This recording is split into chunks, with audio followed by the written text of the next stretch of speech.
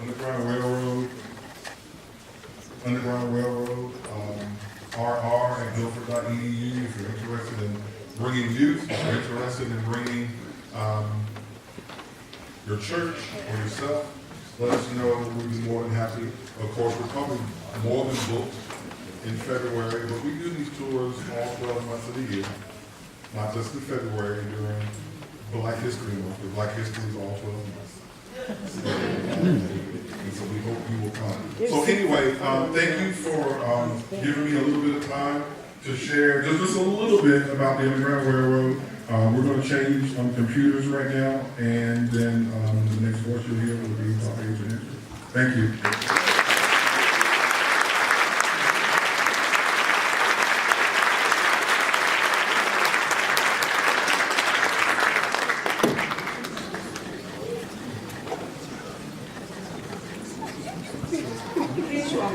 But I said to him, I said, Reverend Shields, how long is your sermon? I saw all of these sheets of paper up on the podium, and I said, well, you know, I prepared an hour talk, and obviously we don't have an hour, so that's probably good because this is a time of day when most people are after lunch are sleepy and tired. Whenever I teach at 2 o'clock, it's cold. Situation.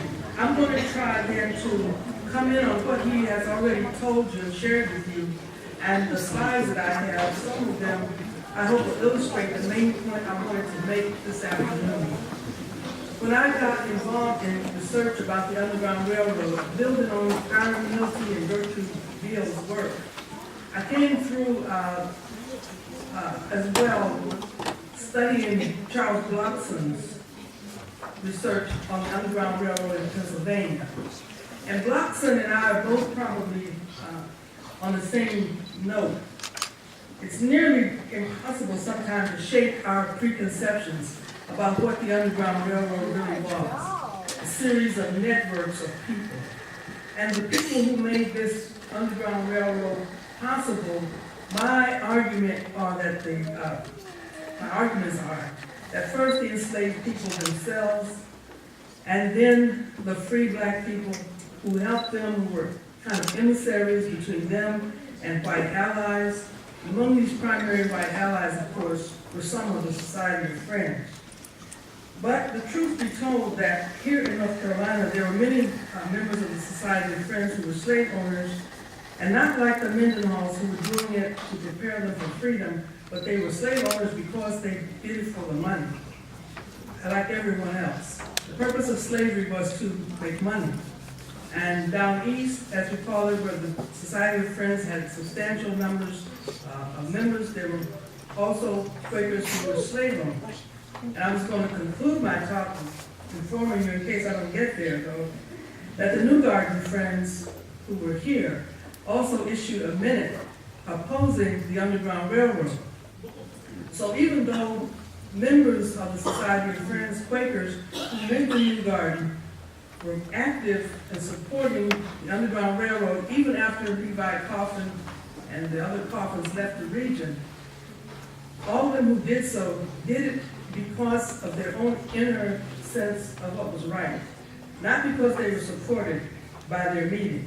In fact, the North Carolina yearly meeting passed a resolution, I guess they call it, that I'm going to share with you, that we have a copy of in the Quaker collection, we call it, at Guilford College, indicating that they opposed breaking the law. They said we are against slavery. However, we do not sanction harboring slaves, and we do not sanction the recent uproar that has occurred. So I'm going to focus really with you today on the 1840s. And I'm going to also share with you some of the evidence that we have about the Underground Railroad that extends beyond the normal things that we are used to seeing.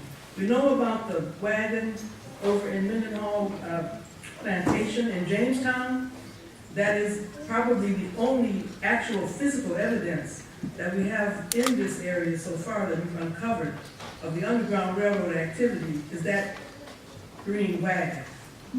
That's a false bottom wagon where about 8 people, it said, were crammed into that small space.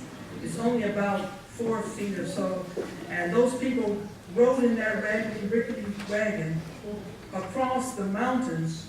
You see, there weren't any highways like we have now. They had 2 teenage boys, they said, that drove that wagon across the mountains into Kentucky, into Indiana, into Ohio, carrying fugitive slaves. So obviously they didn't stay in the wagon all the way, as James said. They did get out and walk. The purpose of the wagon was to hide themselves in case they met an encounter. But the primary way that people escaped slavery was actually the normal way that people escape from the authorities today. They took the highway like everybody else, disguised themselves as free people. So the example that we have of Vina Curry and her free papers was really more typical than we can imagine. So James, if you could flip me up, we'll see the wagon again. I appreciate it. Yes. I wanted you to see one of the early ads.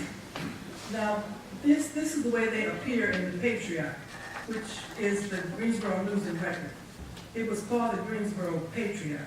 And the advertisements for runaway slaves, they are a primary source of information about slavery as well as about the Underground Railroad in this area. And you'll see why in a minute. I've used these advertisements, court cases, court records, and some letters that we have in the collection here to put this together. So, James, would you go to the next one? Thank you. Okay, William, though this is a description, but the most important thing I want you to see, the next one, James, is that after these early ads appeared, which talked mainly about, as Hiram Hilton said, the route through the waterways, down east. That's where most of the fugitive slaves escaped from slavery initially. But in the 1890s, 1820s, the route shifted west into the New Garden area. And the ads show that. They illustrate the shift in where the subscribers or the owners thought those fugitives were headed. So, James, could you do it now? This is one from 1814. Devin Adelot, the Adelot family still lives here in Greensboro. I haven't gotten my courage up to contact any of them. I admit that. So I looked them up, and there are a lot of them. You know, you don't call people and say, here, I hear your ancestors were slave owners. And I want to find out, you know, what records you have about their involvement in slavery. I wouldn't do that. But I do know that they were prominently involved in advertising for runaways.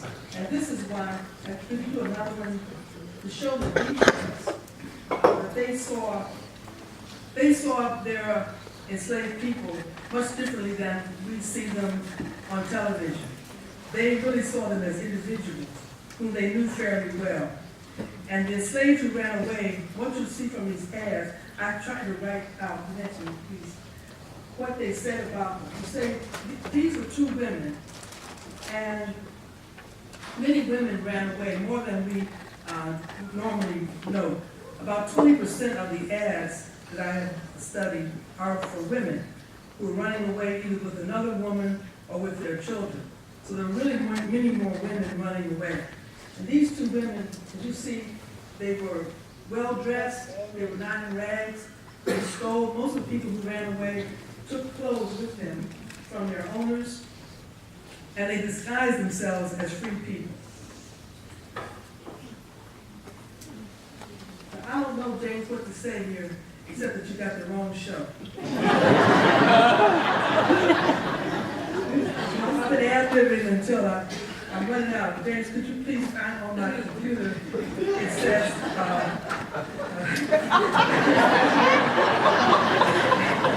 February 9th, it says go to PowerPoint. I'm sorry, I can't carry this.